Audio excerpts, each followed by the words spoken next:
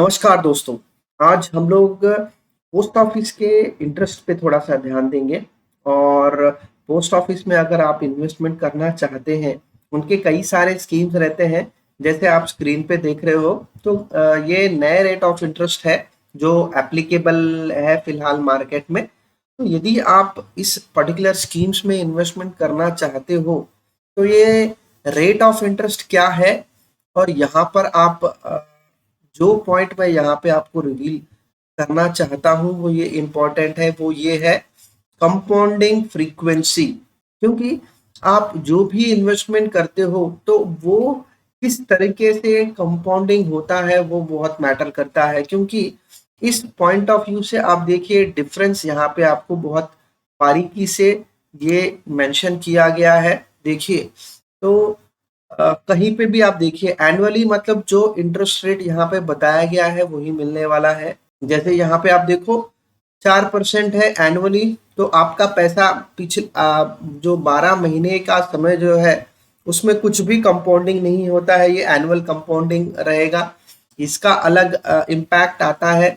But यहाँ पे हम लोग जो देख रहे हैं बीच में 1 साल, 2 साल, 3 और 5 साल का ये जो टाइम डिपॉजिट है, तो इसमें आप थोड़ा सा इसको ध्यान रखिए कि ये रेट ऑफ इंटरेस्ट कितना दे रहा है। तो ये देखो आप, 5.5 एनुअल इंटरेस्ट है, बट ये क्वार्टरली कंपाउंडिंग होने के वजह से ये आपको 5.61 का एनुअल इंटरेस्ट बन जाता है। तो आपको ये समझना जरूरी है कि यदि मैं 1 साल के डिपॉजिट पे ध्यान देता हूँ, बट उसका कंपाउंडिंग इंटरेस्ट जो है क्वार्टरली या मंथली अगर होता है, तो मेरा इन्वेस्टमेंट में मुझे ज़्यादा रिटर्न मिलने के चांसेस है। तो इस पॉइंट को हम लोग ध्यान नहीं देते हैं। हम लोग सिर्फ यही ध्यान देते हैं कि रेट ऑफ इंटरेस्ट क्या है। तो रेट ऑफ इंटरेस्ट के हिसाब से हम लोगों को ये भी ध्यान देना है कि वो रेट ऑफ इंटरेस्ट का क्वार्टरली कंपाउंडिंग हो रहा है या नहीं, हाफ ईयरली कंपाउंडिंग हो रहा है या नहीं। और साथ में बेसिकली उस पॉइंट ऑफ व्यू से हम लोगों का इन्वेस्टमेंट डिसीजन होना चाहिए। तो यहाँ पे हम लोग एक एग्जांपल की तरह देखेंगे, और इस कंपाउंडिंग फ्रीक्वेंसी के साथ कितना आप बेनिफिट ले सकते हैं over a period of time, तो आपको वो पता चलना चाहिए। तो यहाँ पर आपको एक छोटा सा एग्जाम्पल देता हूँ कि आप इन्वेस्टमेंट कितना करने वाले हो। यहाँ पे हम लोग एग्जाम्पल लेंगे। इन्वेस्टमेंट अमाउंट इन्वेस्टमेंट अमाउंट कितना है मेरा, 10,000 के हिसाब से देखेंगे। इंटरेस्ट, आपको इंटरेस्ट कितना मिल रहा है आपके इन्वेस्टमेंट में, तो यहाँ पे हम लोग देखेंगे इंटरेस्ट कितना हो रहा है। यहाँ पर मैं 2 साल का अगर मान के चलूँ तो 5.5 है मेरा, तो मैं इसको 5.5 क्वार्टरली कंपाउंडिंग है मेरा, तो कितना होगा, मैं इसको मल्टीप्लाई करूंगा तो 2 साल का है तो 2 into 4, सो 8 छोटे छोटे हिस्से में मेरा जो है कंपाउंडिंग होगा। और फाइनल मेच्योरिटी में मैं अगर उसको कैलकुलेट करता हूँ, तो ये मेरा इसके लिए मैं एफ ई करके एक फॉर्मूला है उसको मैं ध्यान दूंगा।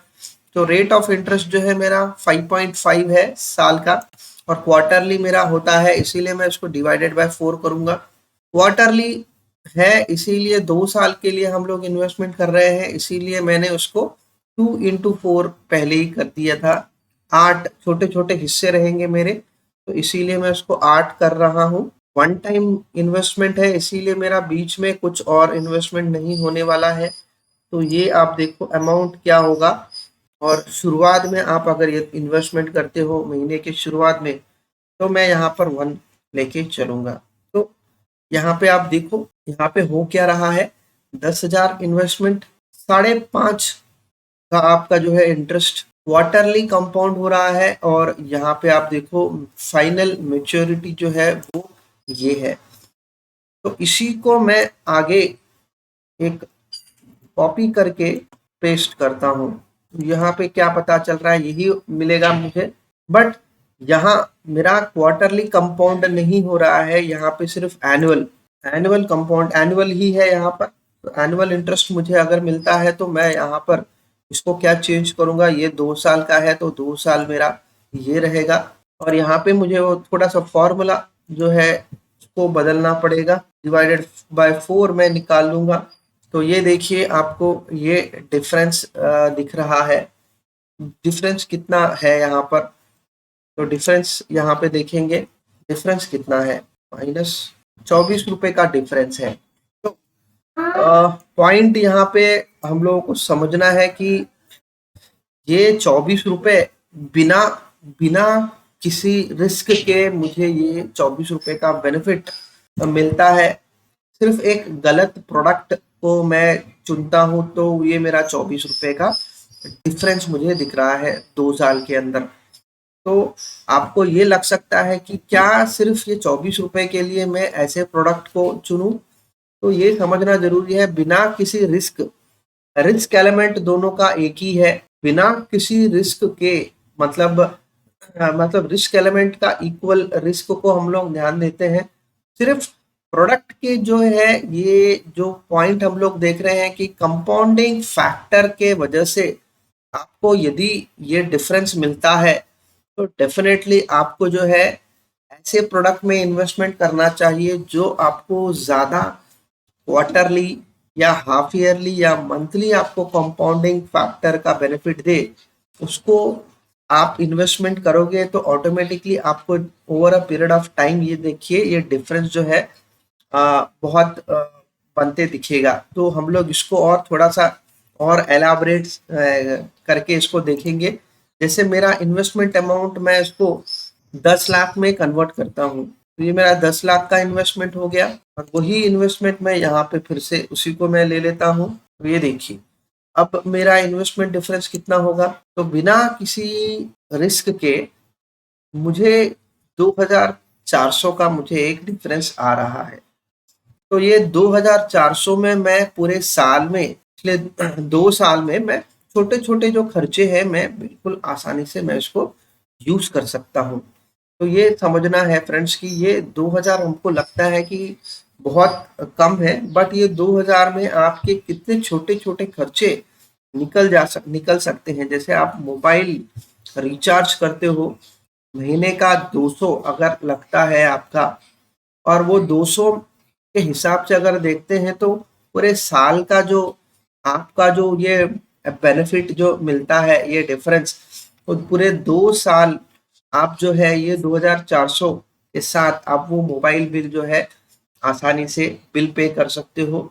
आपको अलग से आपके जेब से पैसे निकालना नहीं पड़ेगा। तो पॉइंट ये है कि हम लोग जो भी पैसा इन्वेस्टमेंट करते हैं तो वो इन्वेस्टमेंट इस तरह से होना चाहिए कि आपको ये एडिशनल डिफरेंस का बेनिफिट मिले, सिर्फ और सिर्फ ये क्वार्टरली कंपाउंडिंग के वजह से ये डिफरेंस मिला है।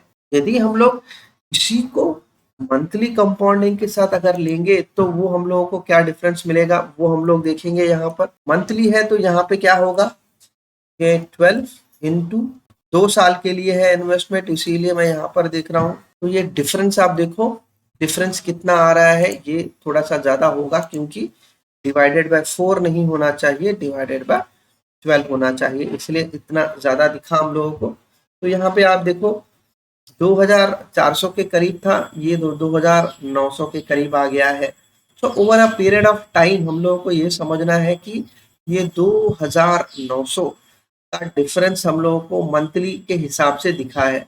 अब मैं इसके टाइमलाइन को बढ़ाता हूँ, इसके टाइमलाइन को अगर मुझे बढ़ाना है तो मान के चलिए यही आप जो है कंटिन्यूएशन करोगे अगले 20 साल के लिए। तो मैं इसको 20 इंटू मंथली है इसीलिए मैं इसको इस तरह से लेके चलता हूँ, ठीक है।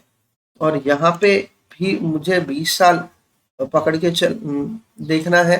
तो 20 अगर मैं करूंगा तो देखिए तो यहाँ पे मुझे डिफरेंस कितना मिल रहा है, तो बिना किसी रिस्क के मुझे ये 78,000 का मुझे डिफरेंस दिख रहा है। सिर्फ और सिर्फ कारण क्या है, मैंने 2 ऐसे प्रोडक्ट्स चुने हैं, एक जो है मंथली कंपाउंडिंग करवाता है और एक जो है एनुअल इंटरेस्ट मुझे दे रहा है, कोई कंपाउंडिंग नहीं है।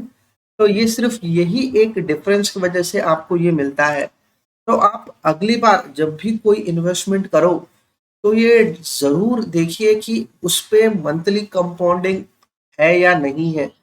तो आप उस पॉइंट ऑफ व्यू से monthly, quarterly, half yearly compounding आपको बनते दिखेगा आपके इन्वेस्टमेंट पे, तो वो एक मेजर डिफरेंस बनता है। मतलब ये छोटा से छोटा अमाउंट भी धीरे धीरे आप इसको कंसिडर नहीं करोगे तो डेफिनेटली ये आप लूजिंग पॉइंट है। मतलब पॉइंट एक हम लोगों को समझना ये है कि मैं सिर्फ इन्वेस्टमेंट की तरफ ही मैं ये नहीं देखूंगा, मैं दूसरी पॉइंट ये देखना चाहता हूं कि मैं ऐसे जगह पे इन्वेस्टमेंट कर सकता हूं जिस वजह से मुझे एडिशनल बेनिफिट मिलता।